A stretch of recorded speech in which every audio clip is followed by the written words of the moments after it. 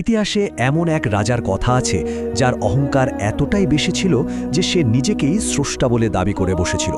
তার গল্পটা আসলে শুধু ক্ষমতার না, বরং ক্ষমতার চূড়ান্ত অপব্যবহারের এক ভয়ঙ্কর কাহিনী। ভাবুন তো একবার, লক্ষ লক্ষ মানুষের সামনে দাঁড়িয়ে একজন রাজা এই কথাটা ঘোষণা করছে। তার নাম ছিল নমরুদ। আর এই একটা বাক্যই বুঝিয়ে দেয় তার অহংকার আর ক্ষমতা নিয়ে ঔদ্ধত্য ঠিক কোন পর্যায়ে পৌঁছেছিল। কিন্তু ইতিহাসের সবচেয়ে বড় পরিহাসটা কি জানেন? এই মহাশক্তিধর রাজার পতন কিন্তু কোনো বিশাল সেনাবাহিনী বা ভয়ঙ্কর ষড়যন্ত্রের কারণে হয়নি। তার এই করুণ পরিণতির কারণ ছিল প্রকৃতির সবচেয়ে ছোট, সবচেয়ে নগণ্য এক সৃষ্টি। প্রশ্নটা তো এখানেই, যে লোকটা নিজেকে খোদা বলতো, সে কিভাবে একটা তুচ্ছ পতঙ্গের কাছে হেরে গেল? এই অবিশ্বাস্য পতনের পেছনের আসল কারণটা জানতে হলে আমাদের গল্পের একেবারে শুরুতে ফিরে যেতে হবে। জানতে হবে কে ছিল এই রাজা। তো কে এই নমরুদ? কোথা থেকে তার এমন ক্ষমতার জন্ম হলো? চলুন তার পরিচয় দিয়েই এই কাহিনীটা শুরু করা যাক।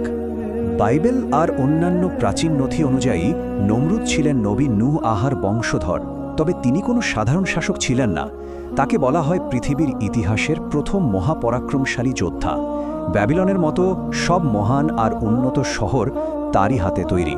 আর অদ্ভুত ব্যাপার হলো, তার নামের মধ্যেই যেন তার বিদ্রোহী ভবিষ্যতের একটা ইঙ্গিত লুকিয়েছিল। নমরুদকে বর্ণনা করতে গিয়ে একটা খুব গুরুত্বপূর্ণ কিন্তু বেশ রহস্যময় বাক্য ব্যবহার করা হয়, প্রভুর সামনে এক পরাক্রমশালী শিকারী। এই যে প্রভুর সামনে কথাটা, এর মানে নিয়েই হাজার হাজার বছর ধরে বিতর্ক চলে আসছে। দেখুন, এই একটা কথার দুটো সম্পূর্ণ বিপরীত মানে হতে পারে।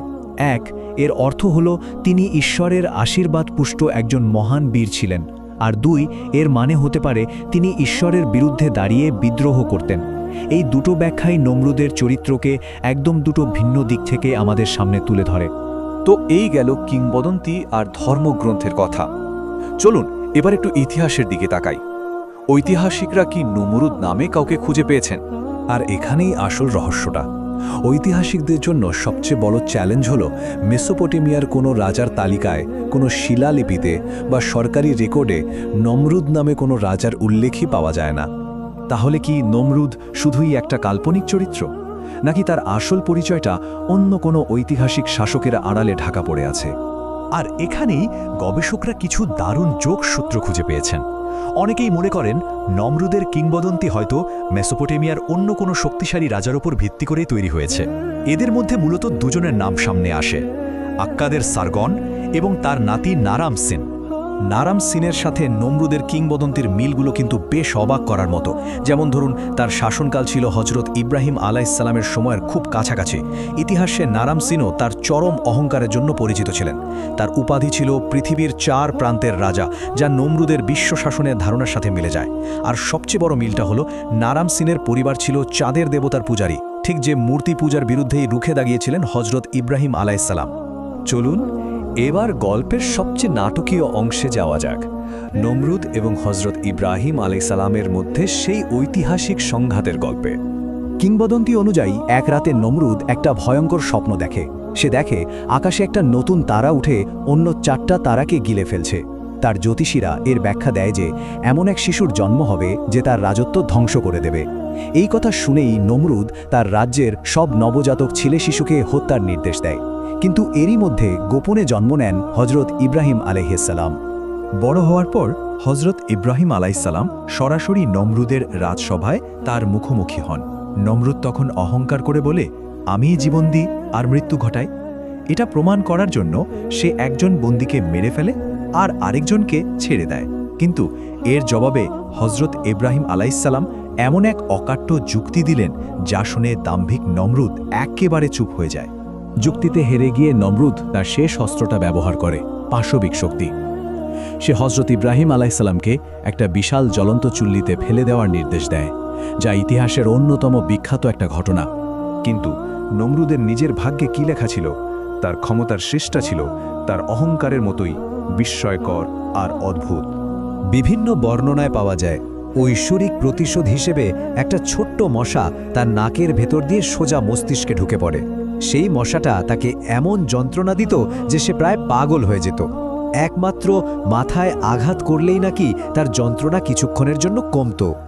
বছরের পর বছর এই কষ্ট ভোগ করার পর এক পর্যায়ে মাথায় করা এক প্রচণ্ড আঘাতেই তার মৃত্যু হয়। তবে এটাই তার মৃত্যুর একমাত্র বর্ণনা নয়। আরেকটি প্রাচীন গ্রন্থে তার পতনের সম্পূর্ণ অন্যরকম একটা চিত্র পাওয়া যায়, যা আমাদের আরও ভাবিয়ে তোলে। বুক অফ জ্যাশন নামের বই অনুযায়ী নমরুদকে অতর্কিত হামলা করে হত্যা করেছিল হজরত ইব্রাহিম এর নাতি ইয়াশাও। এখানে তার মৃত্যু কোনো অলৌকিক কারণে নয়, বরং একটা রক্তক্ষয়ী লড়াইয়ের মাধ্যমে হয়েছিল। তো চলুন এবার দেখি হাজার হাজার বছর পরেও নমরুদের গল্পটা আমাদের জন্য কেন এত গুরুত্বপূর্ণ এবং সে আসলে কিসের প্রতীক হয়ে আছে। শেষ পর্যন্ত নমরুদ শুধু একজন ঐতিহাসিক চরিত্র হিসেবেই থেকে যায়নি, সে হয়ে উঠেছে স্বৈরাচার, অধ্যত্ব আর ঐশ্বরিক বিধানের বিরুদ্ধে মানুষের বিদ্রোহের এক চিরস্থায়ী প্রতীক।